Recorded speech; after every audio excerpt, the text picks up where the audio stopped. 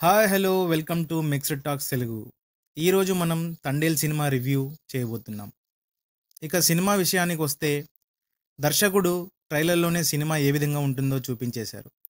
శ్రీకాకుళం జిల్లాలో మత్స్యకారులు 9 నెలలు సముద్రంలో ఉంటే 3 నెలలు ఇంటి దగ్గర ఉంటారని, వారి జీవన విధానాలు ఎలా ఉంటాయో సినిమాలో చూపించారు.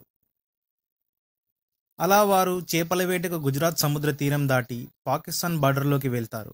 అక్కడ పాకిస్తాన్ వాళ్ళకి దొరకడం, కరాచీ జైల్లో ఉండి అక్కడ జైల్లో చాలా రోజులు ఉండి భారతదేశానికి ఎలా విడుదలయ్యారు అనేదే సినిమా కథ. ఈ కథ ఒక యథార్థ సంఘటనలను ఆధారంగా చేసుకుని తీసిన సినిమా.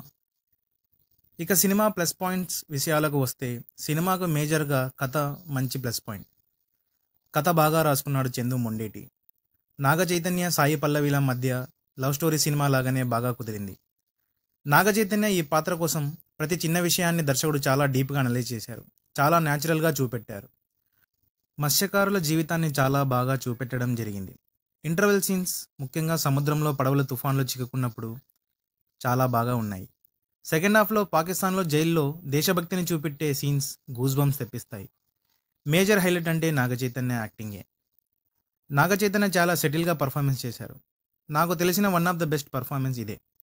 తన పాత్ర కోసం చూస్తే చాలా కష్టపడ్డట్టు అనిపిస్తుంది. చివరికి నాగ చైతన్య నగ్నంగా కూడా కనిపించారు. నాగ చైతన్య డ్రెస్సింగ్ స్టైల్ కానీ, హెయిర్ స్టైల్ కానీ, ప్రవర్తించే విధానం అన్నీ సూపర్గా ఉన్నాయి ఈ సినిమాలో. సాయి పల్లవి గారు యథావిధిగా బాగా నటించారు. బబ్లు, పృథ్వీకి నటించడానికి అంత స్కోప్ లేదు. ఇక విజువల్ పరంగా చూస్తే చాలా క్లోజ్డ్ షాట్స్ బాగున్నాయి. ముఖ్యంగా సముద్రంలో తీసిన షాట్స్, ఆ పల్లె వాతావరణాన్ని చూపెట్టే షాట్స్ బాగున్నాయి. ప్రొడక్షన్ పరంగా నిర్మాతలు ఎక్కడా కాంప్రమైజ్ కాలేదు. ఈ సినిమాకి మెయిన్ హైలైట్ ఏంటంటే దేవిశ్రీ ప్రసాద్. అన్ని సాంగ్స్కి మ్యూజిక్ భలేగా కొట్టారు. అన్ని సాంగ్స్ బాగున్నాయి. నమో నమో సాంగ్ విజువల్ సూపర్గా ఉంది. బీజిఎంతో సినిమాకి ప్రాణం పోశాడు. బీజిఎంతో ముఖ్యంగా నీకోసం అనే సాంగ్ సినిమాకి మెయిన్ హైలైట్గా నిలుస్తుంది. ఇక మైనస్ విషయాలకు వస్తే ఫస్ట్ హాఫ్లోనే ఇంటర్వెల్ సీన్ వరకు సినిమా చాలా స్లోగా నడిచిపోతుంది. చాలా ల్యాగ్ కూడా ఉంది. లవ్ అండ్ ఎమోషన్ సీన్స్ కొన్ని రిపీటెడ్ అవుతున్నట్టు అనిపిస్తుంది.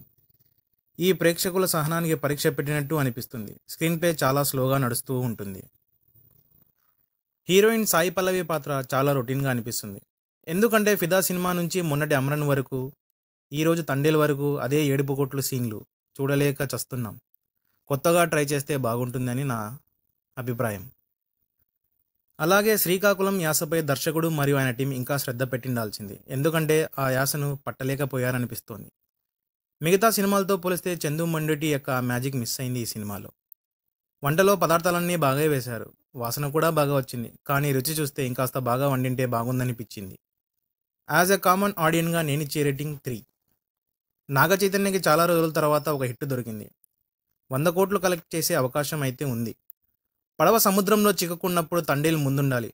అదే పడవ ఒడ్డుకు చేరుతున్నప్పుడు వెనకాల ఉండి ఒడ్డుకు చేర్చాలి. ఈ డైలాగ్ మాత్రం సినిమాకే హైలైట్.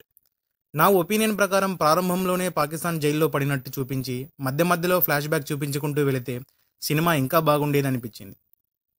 ఇది మొత్తానికి మన తండేల్ సినిమా రివ్యూ. నచ్చితే లైక్ చేసి సబ్స్క్రైబ్ చేసుకోండి. Thank you.